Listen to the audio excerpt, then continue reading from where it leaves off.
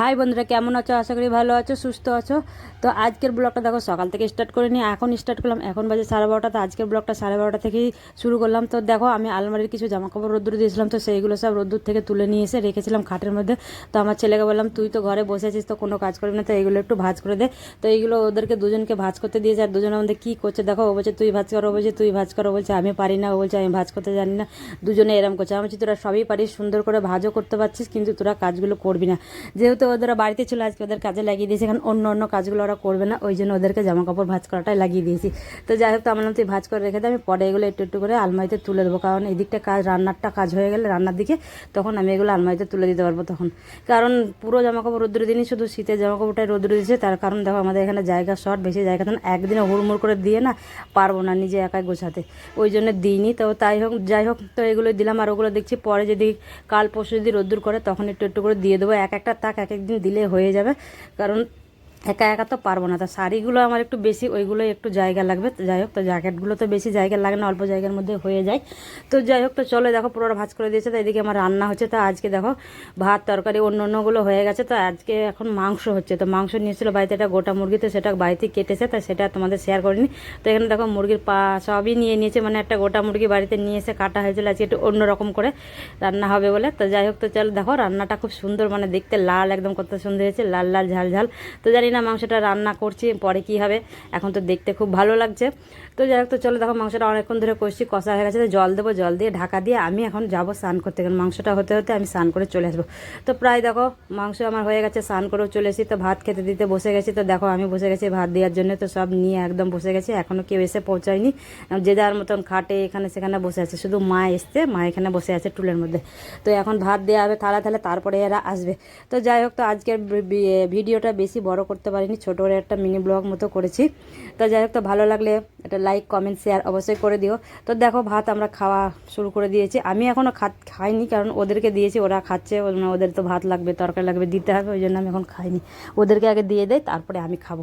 তো আমার বর প্রায় খাওয়া হয়ে গেছে, আর ওইদিকে মা খাচ্ছে। আর ওরা দেখো আমার ছেলে, ওই ও আমাদের বাড়িতেই থাকে, তো ও খাচ্ছে।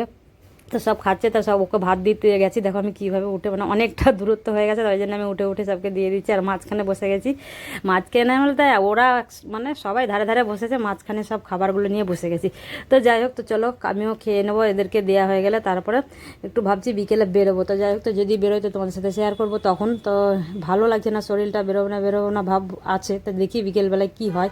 তো কিছু তো কেনাকাটা করতে যেতে হবে, কারণ পুজোর এখনও সেরকম কেনাকাটা করতে পারিনি, এখনও বেরোয়নি। অন্য অন্য বার আমার তাড়াতাড়ি হয়ে যায়, এবার সত্যি মন মেজাজ কিছুই ভালো না। তো মায়ের জন্য একটু মানে মনটা খারাপ ছিল, যে ভাবছিলাম কেনাকাটা করবো না। তো যাই হোক, তো বছরে একবার আমাদের বড় উৎসব দুর্গাপুজো, তো না কেনাকাটা করলে হয়। তো এই জন্যে ভাবছি দেখি খাওয়া দাওয়া করি, খেয়ে দিয়ে একটু শোবো, তারপরে বেরোবো। তো দেখো এখানে এখন খাওয়া দাওয়া হচ্ছে। তো আমি এখনও খেতে শুরু করিনি, এখন এদেরকে বেছে বেছে এটা সেটা এদেরকে দিচ্ছি। আর এখানে সবাই খাচ্ছে। আর আমার ছেলে দেখাচ্ছে সব সময় পীরের মধ্যে ওই রকম বসে ভাত খায়, মানে ভালো করে বসতে পারে না, কেন ইয়ে হয়ে গেছে, মোটা হয়ে যাচ্ছে বলে ভালো করে বসতে পারছে না। আর আমাদের ঘরে জায়গা নেই যে খাবার টেবিল রাখবো, এইটুকুনি জায়গা, টেবিল রাখলে আমরা নড়তে চড়তে আর পারবো না।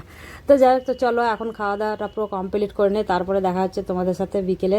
তো ভাবছি দেখি বিকেলবেলা বেরোতে পারবো কি না। তো দেখো সেই ভেবে ভেবে অবশেষে বেরোবার জন্য একদম রেডি হচ্ছি। তো ভাবলাম যে যাই, এবার না গেলে হবে না। একটু বিকেলে শুয়েছিলাম, তারপরে ইচ্ছা করছিল, আর আমার মাথাটা খুব যন্ত্রণা করছে। তাও বললাম চলো, দেখে ও বারবারও বলছিলো চলো যাই চলো যাই, তারপর চলো যাই, কিছু কেনাকাটা তো করে নিয়ে আসি, কারণ আজ এই সপ্তাহটা না কিনলে পরের সপ্তাহ থেকে আর অনেকটাই দোকানে ভিড় হয়ে যাবে, ঢুকতে পারবো না, তাহলে চলো যাই।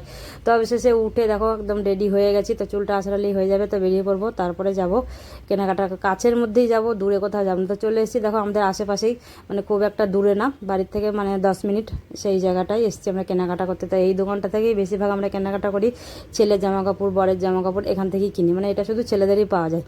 তো এখানে চলে এসেছি, তো এখানে কেনাকাটা হয়ে গেছে। তো বাড়ি চলে এসেছি। তো দেখো বাড়ি এসে একটু খাবার নিয়েছি, রোল, তো সেটা খাবো বলে তো খেয়ে দিয়ে তোমাদেরকে আর কিছু শেয়ার করতে পারিনি, জামা কাপড় দেখা বলেছিলাম সেটাও আর দেখাতে পারিনি। তো যাই হোক, তো চলো এই যে রোল নিয়ে এসেছি 3খানা। তো আমরা 5জন আছি, 3খানা রোল, তো সেটাকে কেটে কেটে এখন ভাগ করে খাবো।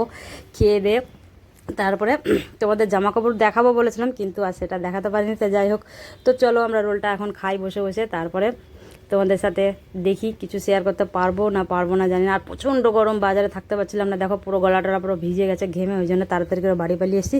তো যাই হোক, তো ভিডিওটা ভালো লাগলে একটা লাইক কমেন্ট শেয়ার করে দেওয়া। তো আজকে আমি